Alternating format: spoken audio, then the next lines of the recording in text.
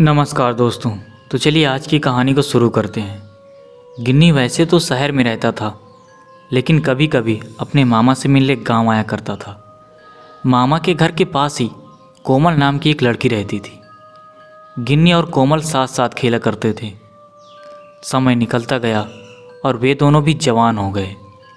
इसके साथ ही बढ़ता गया उन दोनों के बीच प्यार। गिन्नी अक्सर छुट्टियों में घर आया करता था, लेकिन इस बार 10वीं की परीक्षा होने के कारण वह 1 साल तक गांव नहीं जा पाया था। परीक्षा के बाद गिन्नी ने गांव जाने का निर्णय लिया। गांव जाने का कोई उचित साधन नहीं था। बस एक गांव पहले ही उतार देती थी, वहां से कोई तांगा लेना पड़ता था। शाम का समय था। बस से उतरने पर गांव के लिए कोई सवारी नहीं मिली। यहाँ से गांव 8 किलोमीटर दूर था। गिन्नी ने पैदल ही गांव जाने का निर्णय लिया। चलते चलते रात हो गई। रास्ता सुनसान था। अकेले उसे डर भी लग रहा था। आधे रास्ते के बाद उसे गांव का एक टोपन दास नाम का व्यक्ति मिला।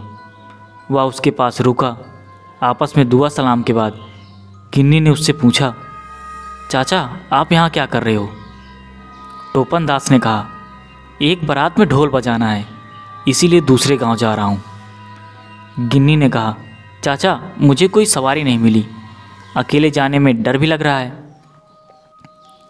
टोपन दास ने कहा, तू यहीं ठहर, अभी कोमल आती ही होगी, उसी के साथ गांव चले जाना। कोमल और यहाँ? गिन्नी ने हैरानी से पूछा। हाँ, अड्डे पर दूध देने गई है ना, आती ही होगी। हाँ, गांव के नंबरदार जीवन दास से कहना कि टोपन दास ने तुझे बुलाया है। अच्छा मैं चलता हूँ अब। अरे वाह, देखो कोमल आ भी गई। यह कहकर टोपन दास चला गया।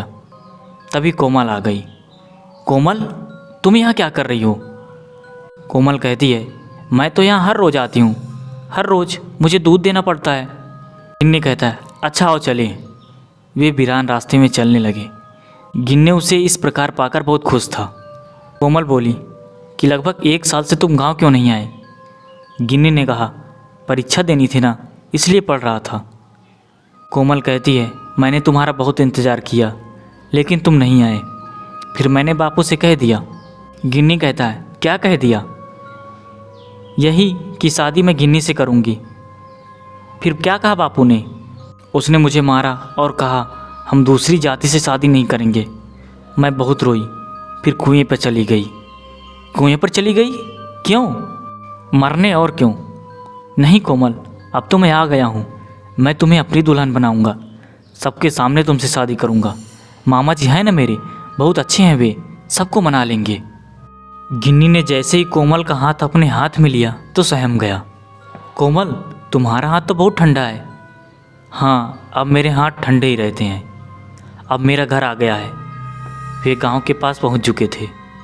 लेकिन पहले तो तुम्हारा घर गांव के बीच में था ना? हाँ, पहले था, लेकिन अब हम यहाँ रहते हैं। अच्छा फिर मिलूँगी, अब मैं जाती हूँ। कोमल दूसरे रास्ते चल दी। गिन्नी अपने मामा के घर पहुँच गया था। इतनी रात आए उसे देखकर मामा हैरान थे। अरे गिन्नी, इतनी रात आए? हाँ मामा जी, कोई सवारी नहीं मिली, इसलिए पैदल ही आना पड़ा। इतनी रात गए तुम्हें डर नहीं लगा? डर कैसा मामा जी? कोमल जो मेरे साथ थी। कोमल?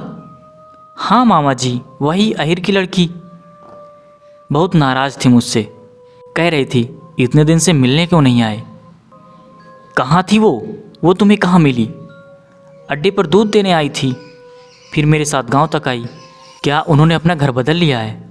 कहती थी कि अब हम गांव के बाहर ही रहते हैं। गिन्नी जी, क्या बातें कर रहा है तू? कोमल को मरे पूरे 8 महीने हो गए। 8 महीने? गिन्नी के होश उड़ गए। कोमल मर चुकी है?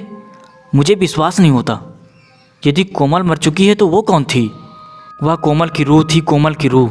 हाँ। गिन्नी पसीने पसीने हो गया। कैसे मरी वह? हमें तो बस इतना पता है कि किसी बात से अपने पिता से झगड़कर कुएं पर गई थी और वहीं कूदकर आत्महत्या कर ली। गिन्नी को यह सुनकर बहुत दुख हुआ। लेकिन रास्ते में मुझे टोपन दास भी मिला था। उसी ने मुझे कोमल के साथ जाने के लिए कहा था। टोपन दास? एक बार फिर मामा जी चौंक गए। हाँ, कह रहा था मुझे एक बारात में ढोल बजाने जाना है। गिन्नी तू होश में तो है? क्या कहे जा रहा है? उसे मरे तो पूरे 1 साल हो गया है। वह एक बारात गया था, वहाँ चाकू तलवारें चल गईं, बेचारा टोपन दास मारा गया। बारात से उसकी लाश ही वापस आई। मामा टोपन दास तो यह भी कह रहा था गांव के नंबरदार जीवन दास को भी भेज देना।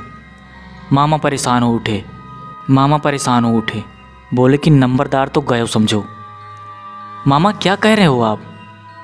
बेटा तूने आज रूहों से मुलाकात की है, तेरा मन साफ था इसलिए तेरा कुछ नहीं बिगड़ा। अच्छा आप सो जाओ, रात बहुत हो चुकी है।